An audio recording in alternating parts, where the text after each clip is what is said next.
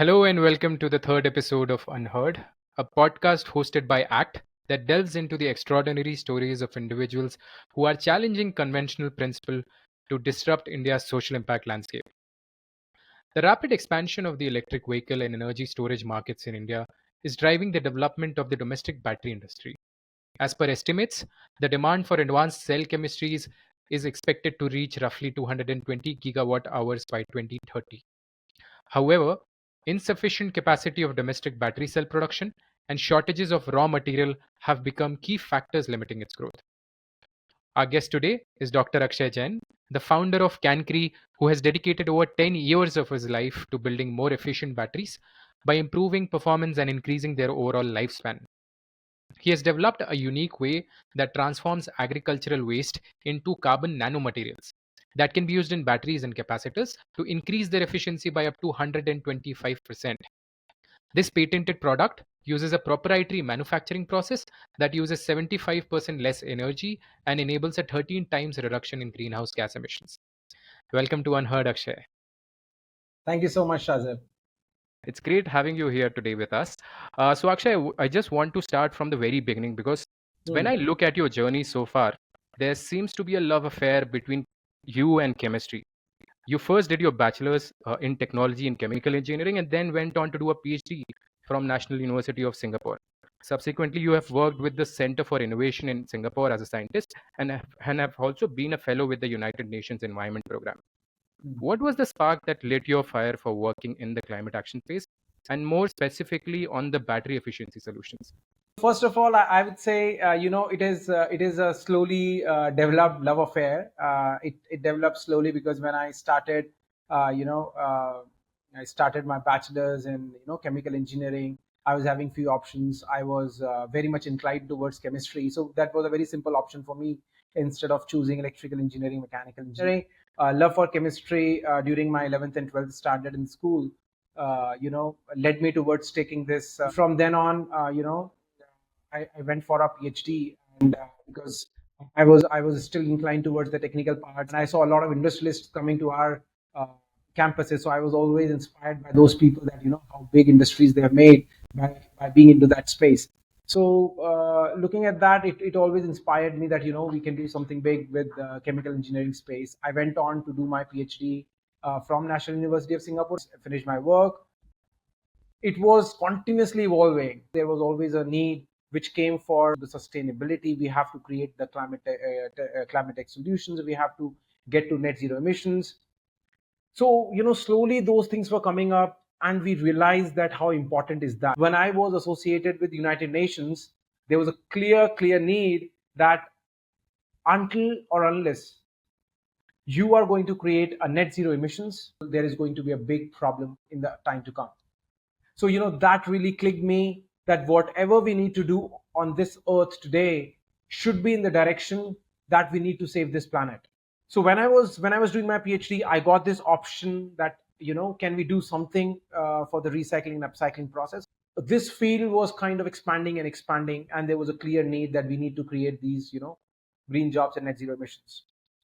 That was the time when I was working in Center of Innovation. It clicked me, whether we can do it ourselves, whether we can do something more, whether we can create a bigger impact. So that was the time we started this journey of taking this product, what we are doing today, in the market, how we can recycle the waste, upcycle the waste, get to the market, and that which can be used in the batteries, which is again related to the sustainability, which is again related to creating the net zero emissions, whichever way we are doing. Maybe we are not like overall making the batteries or making the EVs, but making this material which improves the battery efficiency is something we are contributing from our end in creating and bringing the sustainability. And that is how from the last 10-12 years this technology has come so far, and commercialized this technology from the very scratch. I also want to double click on your journey of innovating this material because the first exposure or the first discovery happened at your time in National University of Singapore, where you also founded a startup called Misotope. Yeah. And so that was your first startup, and building a startup is not an easy journey. So I'm sure there were a lot of lessons that you learned during that first startup experience. What have been the big risks, the big failures, and the larger than life lessons that continue to guide you on your path today? I was working at Center of Innovation in Singapore, and when I switched on to do my own venture, that was Mesotope. That was started in Singapore. We started in 2019, and when the journey started, it was like, we already have proof of concepts, published some papers. As an entrepreneur, we thought, okay, it's very easy to get the money from the VCs. But when we really got into that deep tech space, material science, climate tech, hard tech, we wanted to manufacture it ourselves. The reality was very different. That until unless you have your product made at pilot scale, until unless you do this trials at the industrial scale, if you do these trials in the relevant environment, there would be a challenge. So that was the first time we thought, okay, we have to put this plant, we have to make these carbons at a pilot scale, right? We invested some amount of money, and then we did some trials to make these batteries, but all at a laboratory scale. That was the first time we scaled up, and it was a big failure. Why? Because we scaled it for the first time. The kind of material of constructions, or the MOCs which we used, the kind of industrial grade chemicals we used, we didn't realize that what can go wrong in that. We were like very naive that time, and we just used it. We thought everything will be fine. It was a big failure. We invested a lot of money there, personal savings gone into it. And then when the battery came out and the performance came out, it was just an average battery, and there was a lot of water losses which happened. We invested almost 8 months into it, and then we realized that every single penny has gone into it, and the battery didn't perform. Out of money, we were like out of options. So that was the time we applied for the Techstars, and we said, this is the last option we have. If we get this money based on the idea and the team, we will proceed further. Otherwise, there is no money to carry out, because being into a deep tech and hard tech space, it's so expensive. Even each and every characterization of the material, each and every characterization and the tests on the battery costs us a lot. So when this Techstars applied for the Techstars, we were bootstrapping. That time we were only getting a support from Nidhi EIR, that was 30,000 rupees a month. We all know that we cannot run a company with that. Me and my co-founder Mahi Singh. We just continued for a few months like that, but luckily Techstars believed in us. Techstars gave us another chance, and they said, okay, we will give you another chance based on your idea and the capabilities you have. That was the time, somewhere in April 2021, we got the offer from there. In July 2021, we went to US, was there for 6 months, and then then we just continued, and then journey never stopped. So the learnings what we had from Mesotope was one very clear thing, that you have to be extremely careful on what the machine types you're choosing, how you are approaching the market, how much money you have, and you have to be really planned little ahead in terms of fundraise, and calculate what the runway you have, and take the calculated risks. But we have learned a lot of lessons, which definitely made us what we are today at Cancrie, because we have learned those lessons at Mesotope. That's so interesting to know that all these struggles and hardships have brought you to this position today, where you have developed Cancrie into an advanced materials research company, and you are developing advanced grade carbons that outperform the incumbent fossil derived carbon black, which is produced out of a very energy intensive process. Yeah. Your solution is a delight for any battery company in that regards, because I mean, you currently are already working with some of the largest battery manufacturers like Luminous, Loris, Sparco, and Future Energy. But I want to understand from you, what are the unknown struggles of an early stage climate tech entrepreneur that we do not often talk about? Whenever we are talking about these clients, they are currently getting these carbons from Indian make companies, and also from abroad. Definitely the companies or the manufacturers who are sitting in India, they prefer to have these kind of carbons, indigenous solutions, so that they have a continuous supply. And of course, in terms of the other benefits, in terms of the pricing, in terms of the local solutions, these are always there. Now, what we are bringing to the table is very unique, because one, what you've already mentioned, which is about the energy efficient solutions we are getting, or making these carbons with much lesser intensive solutions, or lesser intensive processes. Once we get these carbons out, there are certain parameters which plays a very big role for the battery manufacturers, or the batteries rather, for the performance of these batteries. What we are building at Cancrie from this 10 years of experience is that we are optimizing the properties in such a way that we are improving its porosities, like pore areas, pore volumes, conductivities, functionalities, pore volumes, particle sizes, purity levels. There are a lot of parameters. We understood what each and every level is going to play a role in performance of these batteries. Now, when we reached out to these players, definitely battery being a very sensitive industry, everybody have these challenges that do we have to try this product, because number one is it is always a time consuming job, right? You have a brand name in the market, and if something goes wrong, you're all gone. Therefore the manufacturers was not accepting this so easily. To do the trials, we have done the product development for almost 1 to 1.5 years with just one customer. We have shown all these performances after all these certifications, after all the tests at third-party international laboratories. And once we have all those things with us, that was the time we reached out to more players, because otherwise it was a challenge for us. All those challenges which came, and everything need money. There was a time when customers said to us that, see, we are not ready to take that risk, and we are not going to pay you for this, because this is you're trying out something. Definitely when we reached out to the investors and the VCs, they were also like, whether they are going to take that risk, because we were not having any revenue. So this gap was there, and we faced it in a big way. And that is where a lot of grants which came very handy, who have de-risked us, a step-by-step process. Firstly, we expanded the facility. Secondly, we have made the batteries. Thirdly, we have done the industrial scale trials. Fourthly, we did the relevant environment testing. And that is where the grants, like, definitely extremely thankful for Act for Environment, who have supported us, believed in us. But that is where the bridge needs to happen. ACT happens to be one of the supporters, but there are, of course, other initiatives, and a lot of them that you have been beneficiary of from the government's initiatives with respect to early stage climate tech innovations. So while there are already a lot of incentives and work being done from the government side on promoting the adoption and the manufacturing capabilities of domestic batteries in India.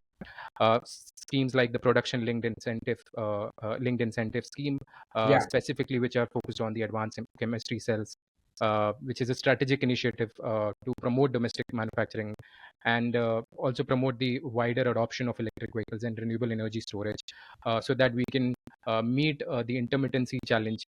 Yeah.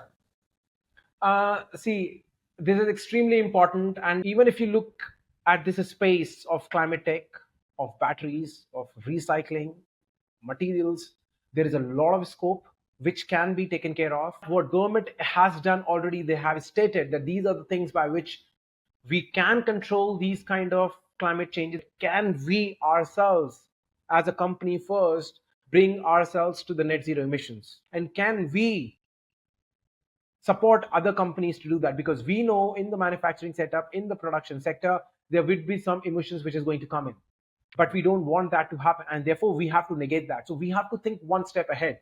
We just don't want ourselves to be net zero, but what we really want is, we really want to make this world a net zero place to live in, so that there are no emissions. And that can be done by bringing the sustainability to the mainstream, and which can be supported through the help of all these kind of small development. And that's a good segue for me to also come to my next question, which is that your work in itself is very unique.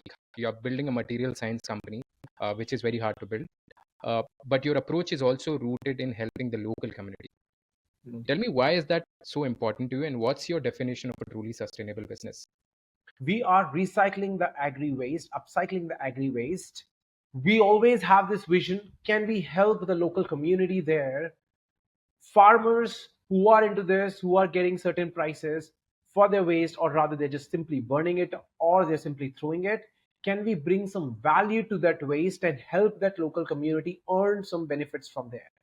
We are also thinking in the long term: can we have the distributed units of our plant where these farmers can be employed there. Okay, they can use, they can sell their waste there, and we can use it in their industry.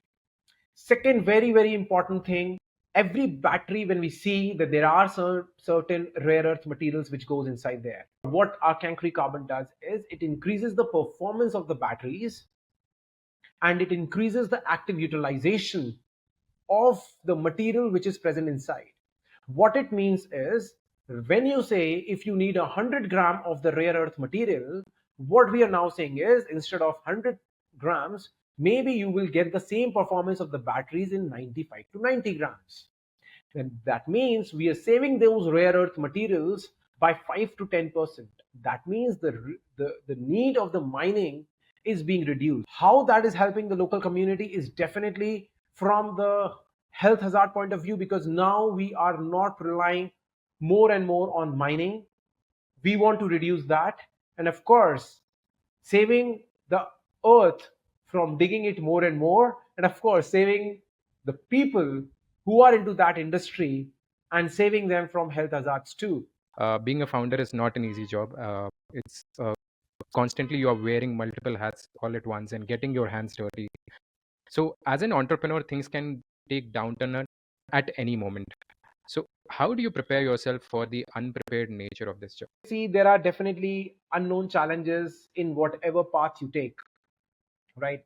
Even when you're working, or when I say working, that means if you're employed somewhere, if you're doing your own business, or if you're not doing anything and sitting at home, right? There will be always challenges which will come and which are always unknown. So one thing, what I've learned, that whatever the challenge is coming, if it is unknown, don't think that something is going to happen.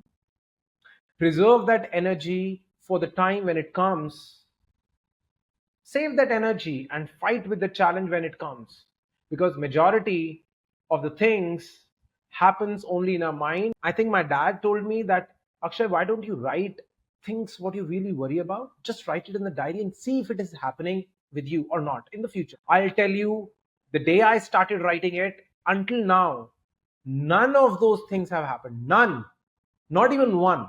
I've written more than 100 times. It didn't happen. I meditate a lot, even in the morning when I come, even in the night when I go before my dinner. I do the meditation because somewhere I feel that that gives you a lot of power in some way, which I don't realize. When I started it, it was all for physical reasons, maybe because of my physical health, but it has given me much more than that. And one more thing, which I also, although I'm not getting a lot of time, but I still try to do that, which is at least one sport. And it gives me some energy, some form of energy.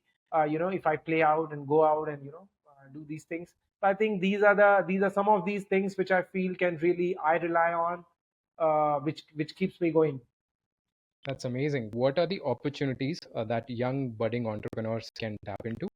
And what advice would you give to young founders who are excited about building in this particular space? One thing what all the entrepreneurs should think is that you should do something what is needed.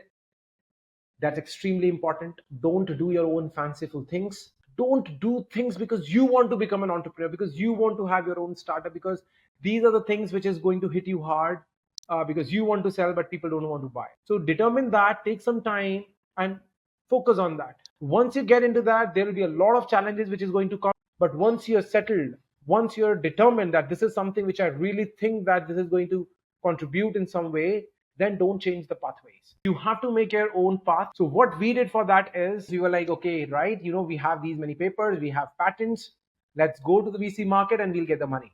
But the reality was different. And that was the time we learned, whenever the money would come, it will come. We will try, we will keep trying, grow slow, no problem. Don't try to rush into things. Grow slow, because the most important thing, if you have determined that you have to build this, then you will build it. Right. That's very well said. Thank you so Absolutely. much, Akshay, for being so candidly open about sharing your experiences. And it was a pleasure speaking to you today and hosting you today on this episode. Absolutely. Thank you, Shazib. This brings us to the end of our third episode of UnHerd, a podcast presented by Team Act. If you enjoyed this episode, subscribe to our Spotify and YouTube channels, where we will bring you more unheard stories of people who are passionate about creating impact at scale in differential ways. People who truly stand apart from the herd. Follow us, like, subscribe, and share.